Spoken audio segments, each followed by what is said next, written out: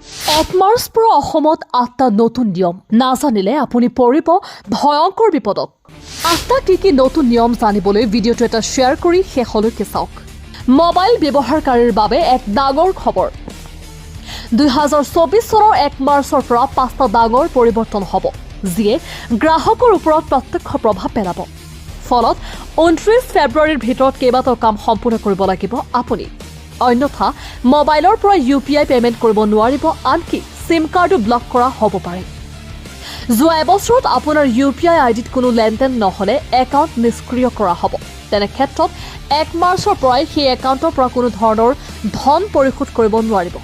গতিকে যদি আপোনাৰ এনে অব্যৱহৃত UPI আইডি আছে, তেন্তে 29 ফেব্ৰুৱাৰীৰ আগতে ইয়াক ব্লক কৰি দিয়ক। নতুন সিম কাৰ্ডৰ নিয়ম। নতুন বছৰৰ পৰা সিম কাৰ্ড লাভ কৰাটো কঠিন হ'ব। এতিয়াৰে পৰা নতুন সিম কাৰ্ড পাবলৈ বায়োমেট্ৰিক তথ্যৰ প্ৰয়োজন হ'ব। এই বিধেয়কখন ৰাজ্যসভা আৰু লোকসভাই ইতিমধ্যে গৃহীত কৰিছে। বন্ধ হৈ যাব জিমেইল একাউণ্ট। যিসকলে জিমেইল একাউণ্ট এটা বা ততোধিক সময় ব্যৱহাৰ কৰা নাই, তেওঁলোকৰ বাবে গুগলে এই সকলোবোৰ একাউণ্ট বন্ধ কৰি দিব। অৱশ্যে স্কুল আৰু ব্যৱসায়িক একাউণ্টৰ ক্ষেত্ৰত এই নিয়ম প্ৰযোজ্য নহ'ব। যদি আপোনাৰ এনেকুৱা জিমেইল একাউণ্ট আছে, তেন্তে সক্ৰিয় কৰি ৰাখক।